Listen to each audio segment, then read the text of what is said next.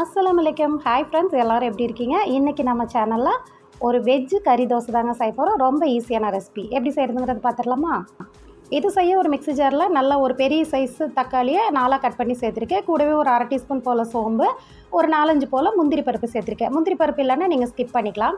இதை அப்படியே பேஸ்ட்டாக அரைச்சி ஒரு ஓரமாக வச்சுருங்க. இது கூடவே 1 கப் போல் சோயாவை கொஞ்சமாக உப்பு சேர்த்து சுடுதண்ணியில் ஒரு 1/4 மணி நேரம் ஊற வச்சு நல்லா பிழிஞ்சு எடுத்துட்டு நல்லாவே பிழிஞ்சிருங்க. அதுக்கப்புறமா மிக்ஸி ஜாரில் சேர்த்துட்டு இந்த அளவுக்கு கொரகொரப்பாக நான் அரைச்சி எடுத்து வச்சுருக்கேன். இப்போ ஒரு பேன் வச்சு ஹீட் பண்ணிக்கோங்க. ஒரு 4 டேபிள் ஸ்பூன் போல் ஆயில் சேர்த்துக்கோங்க. இந்த ரெசிபிக்கு ஆயில் கொஞ்சம் அதிகமாக தான் தேவைப்படும். இப்போ ஆயில் நல்லா ஹீட் ஆன உடனே நம்ம கட் பண்ணி வச்சுருக்கிற பெரிய வெங்காயத்தை உள்ளே சேர்த்துக்கலாம். நான் இன்றைக்கி 2 பெரிய வெங்காயம் எடுத்திருக்கேன். நல்லா இந்த அளவுக்கு பொடியாக சாப் பண்ணி வச்சுருக்கேன். இதையுமே உள்ளே சேர்த்திட்டு வதக்கி விட்டுருங்க. இது கூடவே ஃப்ரெஷ்ஷான கருவேப்பிலையுமே நம்ம ஒரு கொத்து போல் சேர்த்துக்கலாம். சேர்த்துட்டு அதையுமே வதக்கி விட்டுருங்க. வெங்காயம் பாருங்கள், இந்த அளவுக்கு ஓரளவுக்கு கலர் சேஞ்ச் ஆகி வந்தோடனே நம்ம இஞ்சி பூண்டு பேஸ்ட்டு சேர்த்துக்கலாம். ஒரு 1/2 டீஸ்பூன்லேருந்து 3/4 டீஸ்பூன் வரைக்கும் சேர்த்துக்கோங்க, உங்களுக்கு கரெக்டாக இருக்கும். சேர்த்துட்டு அதோட ராஸ்மல் போகிற வரைக்கும் நல்லாவே மிக்ஸ் பண்ணி விட்டுருங்க. இது கூட நம்ம அரைச்சி வச்சுருக்கிற அந்த தக்காளி சோம்பு பேஸ்ட் இருக்குது இல்லைங்களா, அதையுமே நம்ம உள்ளே சேர்த்திக்கலாம். சேர்த்துட்டு அதையுமே சேர்த்துட்டு ஒரு நிமிஷம் போல் வதக்கி விட்டுக்கலாம். இப்போ நம்ம மசாலா தூள் சேர்த்துக்கலாம். காரத்துக்கு தகுந்த மாதிரி நான் 3/4 டீஸ்பூன் போல் மிளகாத்தூள் எடுத்திருக்கேன். நீங்கள் தேவைப்பட்ட எக்ஸ்ட்ரா கூட சேர்த்துக்கோங்க. கூடவே 3/4 டீஸ்பூன் போல் மல்லித்தூள், ஒரு 1/4 டீஸ்பூன் போல் மஞ்சத்தூள். இது கூடவே ஏதாவது ஒரு மசாலா, அதாவது கரம் மசாலா இல்லை பிரியாணி மசாலா, மட்டன் மசாலா, ஏதாவது ஒன்று ஒரு 3/4 டீஸ்பூன் போல் சேர்த்துக்கோங்க. சேர்த்துட்டு நல்லா மிக்ஸ் பண்ணி விட்டுருங்க.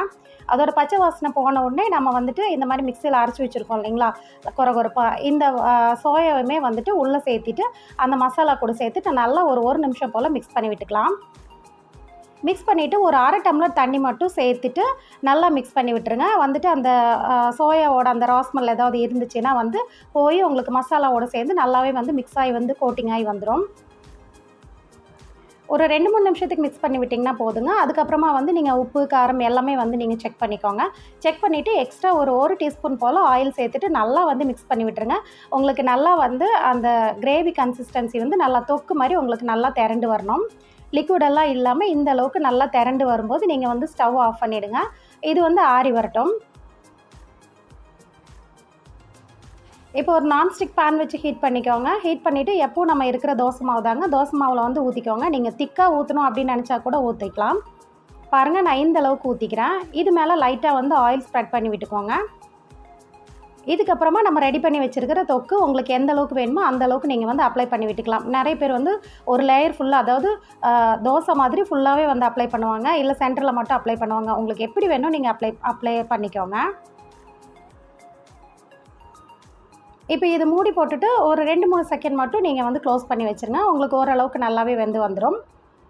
அதுக்கப்புறம் லைட்டாக ஆயில் அப்ளை பண்ணிவிட்டு நீங்கள் அதர் சைடு திருப்பி போட்டுக்கோங்க.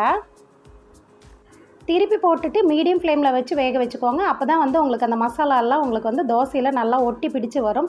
உடனே நீங்கள் எடுத்துட்டிங்கன்னா உங்களுக்கு மசாலா உங்களுக்கு நான்ஸ்டிக் பேனாக இருந்தாலும் கல்லுலேயே ஒட்டிக்கும். ஸோ அந்த மாதிரி செய்யாதீங்க. ஒரு 2-3 நிமிஷம் கேப் விட்டுட்டு பாருங்கள், இந்த மாதிரி எடுத்துக்கோங்க. பாருங்கள், சூப்பராக ரெடி ஆகிடுச்சு. நீங்கள் சப்போஸ் நான்வெஜ் பிரியராக இருந்ததுன்னா நீங்கள் இந்த மாதிரி தோசை ஊற்றினதுக்கப்புறம் எக் சேர்த்துக்கோங்க. இதோட டேஸ்ட் இன்னுமே ரொம்ப சூப்பராக இருக்குங்க. இந்த முட்டைக்காக நீங்கள் தனியாக உப்பு, பெப்பர் பவுடர் எதுவுமே சேர்க்க வேண்டாங்க. முட்டையை மட்டும் சேர்த்துட்டு ஸ்ப்ரெட் பண்ணி விட்டுட்டு அதுக்கு மேலே நீங்கள் இந்த தொக்கை அப்ளை பண்ணி விட்டுருங்க. எப்போ மாதிரி இதையுமே சுட்டு எடுத்துருங்க. அவ்வளோதாங்க. பாருங்கள், பார்க்கும்போதே சூப்பராக இருக்குது. ரொம்ப ரொம்ப டேஸ்ட்டாக இருக்குங்க. சைடு டிஷ் எதுவுமே தேவையில்லை. இது வரைக்கும் இந்த ரெசிபி ட்ரை பண்ணாதவங்க ஒரு தடவையாவது ட்ரை பண்ணி பாருங்கள். ரொம்ப ரொம்ப ஈஸியான ரெசிபி, டேஸ்ட் அல்டிமேட்டாக இருக்குங்க. அப்படியே இந்த வீடியோ பிடிச்சா லைக் பண்ணுங்கள். நம்ம சேனல் ஆக நீங்கள் இப்போ தான் ஃபஸ்ட் டைமாக பார்க்குறீங்கன்னா சப்ஸ்கிரைப் பண்ணி ஃபாலோ பண்ணுங்கள். நெக்ஸ்ட் வீடியோவில் பார்க்கலாம். தேங்க்ஸ் ஃபார் வாட்சிங். பாய்.